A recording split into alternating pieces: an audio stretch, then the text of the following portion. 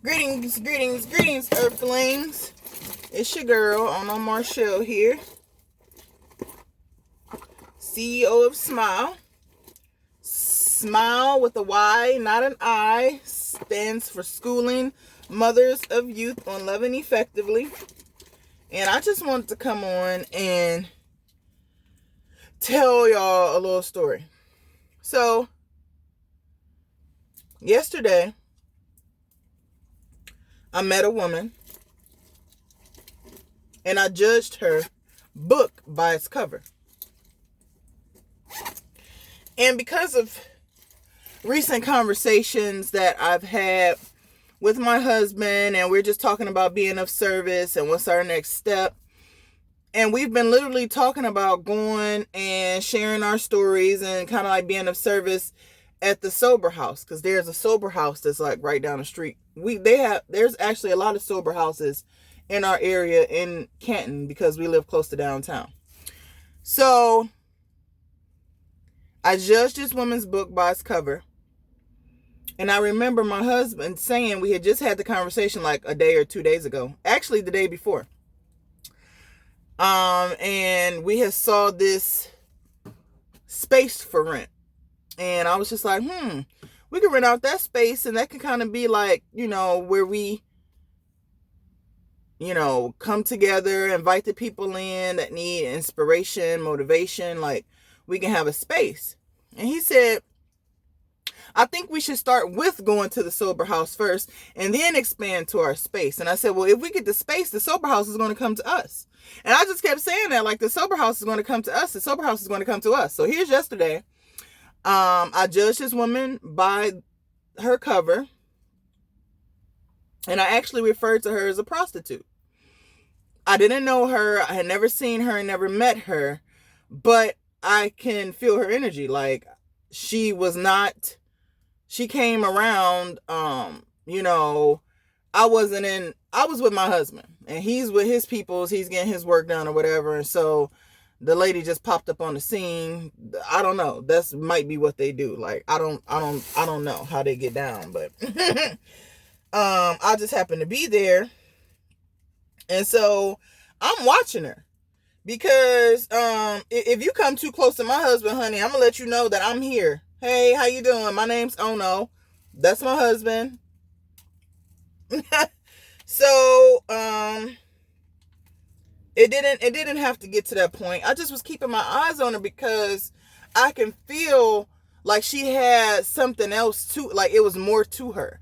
Like, you have to remember, like, my mom was in the streets. My mom was abusing drugs. So, and she was my mom. Like, she gave birth to me. So I don't really judge them, because I'm always so curious about their story, like their backstory, like if they have children, are they married? Like, I'm always curious about their backstory, because I know it's always more to a drug addict than the drugs. So I just was kind of looking at her and just trying to kind of figure out some stuff about her without her telling me. So she went on ahead, got in with her homegirl, and they pulled off. So I was just like, well, I guess that is that. And then they came back. And by the time they came back, like when she was there the first time, I was in the backseat of the van, with the kids and with the baby and stuff. So you really couldn't see me. But the second time she came back, I was in the passenger seat because I was talking to my brother-in-law. And then she seen me. And she walked over there to me. And she's just like, oh my gosh, like, you're just so beautiful. Like, she just kind of ran down her whole story to me. And I was just so blown away because she showed me a video so that I could see her talent. It was just like she needed somebody to believe that there's more to her than what you see. Like, she showed me this video. She was like, you got to watch it. She was like, sister, she was like, I'm going to stand here, right here next to you, because I want to see your reaction when you see me singing. And she showed me this video, and I watched it, and I was in awe of her talent. I was amazed at her talent. And she just was telling me she don't want to be out here. Like, a lot of these drug addicts don't want to be out here doing this shit. They just don't have nobody. Like, she told me, she said, I don't have, now she had a man, she got a man at home, but she also for the streets. So her man at home don't do drugs. So it's just an interesting dynamic because, you know, relationships, there's some, you bump heads with your partner, you don't always agree with your partner, and your relationship goes through changes. And so in her case, when her relationship goes through changes, she runs to the streets. And she said it only happens because when I'm going through those changes, I don't have no sober friends. So whenever I'm going through stuff, I'll call my homegirls, they come pick me up, and then we in the streets. She said, I don't have no sober friends. She said, and they putting stuff in these drugs. She said, girl, they putting stuff in it because it be calling my name. She was like, but I'm tired of answering. She was like, I don't want to be out here. I don't want to be doing this. She said, I don't do it all the time. She said, it's only when I go through changes with my guy. And it's only, she said, and that only happens maybe once. She said, I'll be cool for about 2-3 months. She says, I'm a homemaker. I'll be at home doing this, doing that, doing this, doing that. But then he'll trigger me. And when he triggers me, he don't let up. So the only way I can get away from being triggered is to go in the streets. And the only way I can deal with being in the streets is to become numb to it. So I get high. And I do whatever I got to do to get high so I can be numb to what's going on in my mind and being out in the streets. And she said, and none of my friends are sober. So I can't call my homegirl and talk about something positive and give her the rundown. And she be like, all right, let's go do. No. I call my homegirls and the first thing they talk about is, come on, girl, let's go get an 8-ball. And she said, I don't want to be this no more. This is not me. I don't want to do this shit. She said, I'm tired of doing this. She said, but I don't know how not to do it. She said, I don't know how to leave my man because I love him. She said, but I'm tired. And I guess I said all that to say, it's all about who we hang around. And I think about my brother-in-law was telling his daughter the same thing yesterday on the phone. You are going to turn out or become like the 5 top people you hang around. So you really have to examine your circle and see, are these people in my circle serving me? Or are they not serving me? Am I getting to my purpose through the people I'm hanging around, or am I getting further away from my purpose with the people I'm hanging around? You know what I'm saying? Are these people I'm hanging around, are they doing the things in their life that's mirroring what I want to do in my life? Like, you really have to examine your circle. And it's hard work. Because sometimes that's where your comfortability lies. Sometimes that's where your security lies, is the people that you lean and depend on the most. But sometimes those people you lean and depend on the most are the cause of your downfall. You have to see what those people's goals are. Like, you have to see if it aligns with your goals. Because if it don't, what are we hanging out for? Now, if her friends are all drug addicts, and she wants to stop being a drug addict, then damn it, you need to stop hanging around them people. Stop hanging around them people. But that's easier said than done. I don't know her. I don't know how long she's had these friendships. I don't know. But I'm praying for her. I'm praying for her. And she gave me her number. She said, please just call me. And just say, what the fuck are you doing? She said, sometimes I just need to snap out of it. And get my shit. She said, I'm ready to get my shit together. And I felt for her so hard. I felt her. When I tell you I couldn't take my eyes off this lady.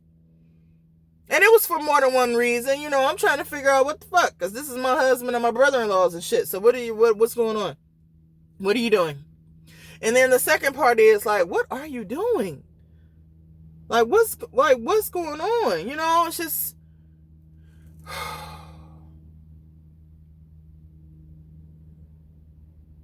She's just so conscious. She's so conscious of it all because she said, this fentanyl, she said, you could take one hit and this shit make your heart explode. And I'm still out here doing it. I'm still out here doing it. I'm still out here taking that chance. I'm still out here taking that risk. She said, I'm tired. I don't want to be out here. It was like a cry for help. And so all I can do right now is pray. Pray that I have the strength to call this woman because I'm so triggered. But she came my way for a reason. And I've been talking about this being a part of my purpose and being a part of my service, and I can't drop the ball. But I'm so triggered.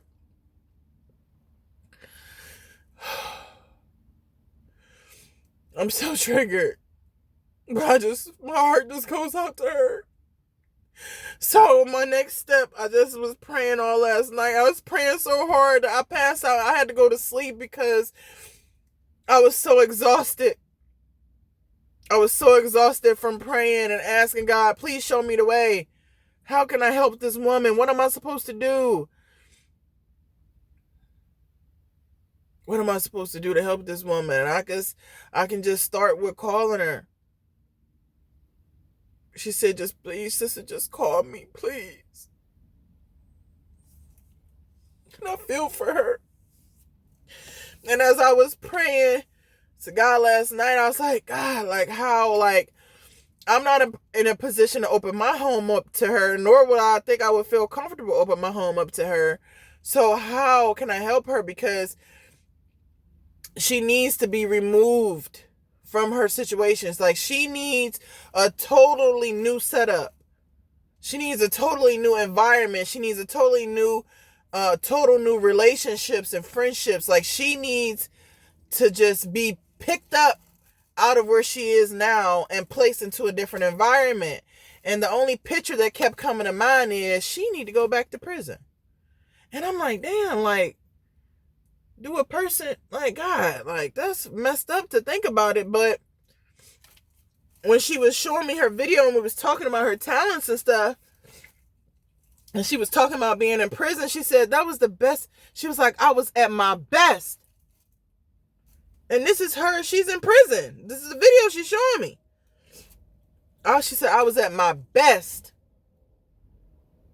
And so in my mind, I'm thinking like, well, you need to go back to prison then. You need to go back to prison because prison's going to help you get clean. Prison's going to help you be surrounded with people who are working on getting clean and working on becoming better versions of themselves. You know, because if you out here in the streets, you're going to keep on making excuses for not leaving a man. You're going to keep on making excuses for having the same friends. So you either going to pick up and relocate, or you're going to pick up and relocate to prison. And so sometimes we need that isolation. And I hate to like put that energy out there, but it's almost like if that's where you felt like you was at your best, then let's go back there so we can start over. So that when you're released, maybe then you get released to in a different county. You'll get released and have a different support system. So I don't know, y'all. I mean, does that sound crazy? Does it sound crazy for that to be the advice to somebody, like, do something so you can go back to prison? Like, that sounds crazy to me. But if I was probably tell that to her, it probably wouldn't sound crazy to her because she's probably thought about it. She's probably thought about it time and time and over again. And, you know, that's just like a person who is homeless that go to a homeless shelter. You know, it's just like, if you tired of living with people, if people keep putting you out, hell, go to the homeless shelter and let them find you a home, and then learn about how to keep that home and learn how to be grateful for that home. Like, sometimes you need a mind adjustment like that. Like, you need that kind of help. But you can't find that kind of help in your circle and in your environment and in your neighborhood and in your community. And it's just like, I'm just praying for that woman, man. I swear, man. Like, because in her eyes, I saw so many of our aunties, so many of our moms, so many of our cousins. Like, I saw so many people in her eyes, and I just, man, I'm telling you, like, it makes my heart hurt. It makes my heart hurt because it wasn't her fault. It wasn't her fault. It's not her fault that she's addicted to drugs. It's not her fault.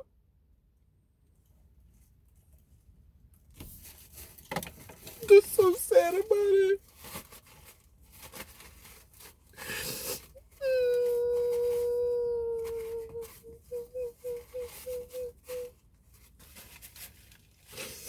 And if you're new to my channel and you don't really know why I feel the way I feel or why I'm triggered, you have to go back, baby. You got to go back. And you have to go watch videos about my journey and me talking about being the daughter of an addict because my mom was a drug addict. And the drugs took her up out of here.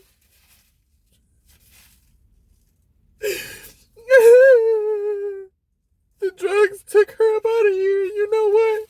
I think today is...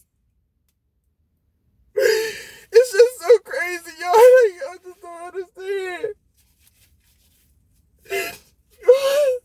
Today was my mother's homegoing service 13 years ago, August 18th.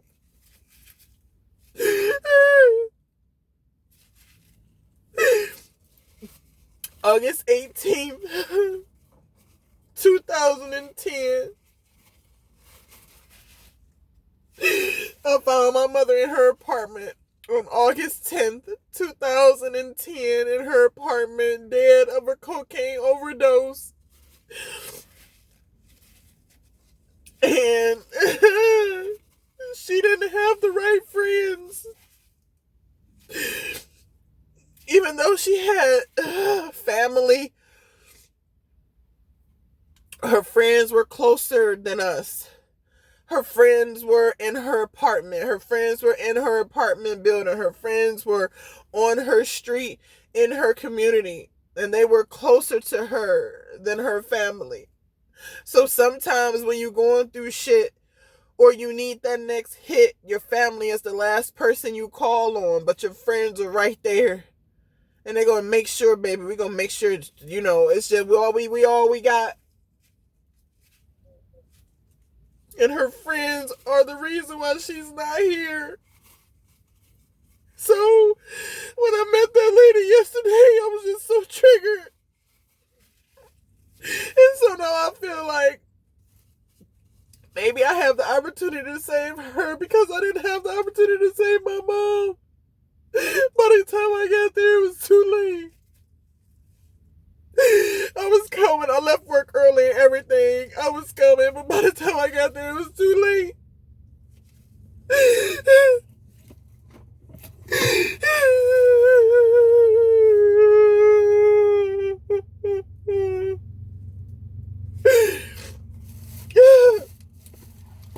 Oh. I'm sitting in the parking lot. I was supposed to be going in here to work, but I'm gonna still go. But I just...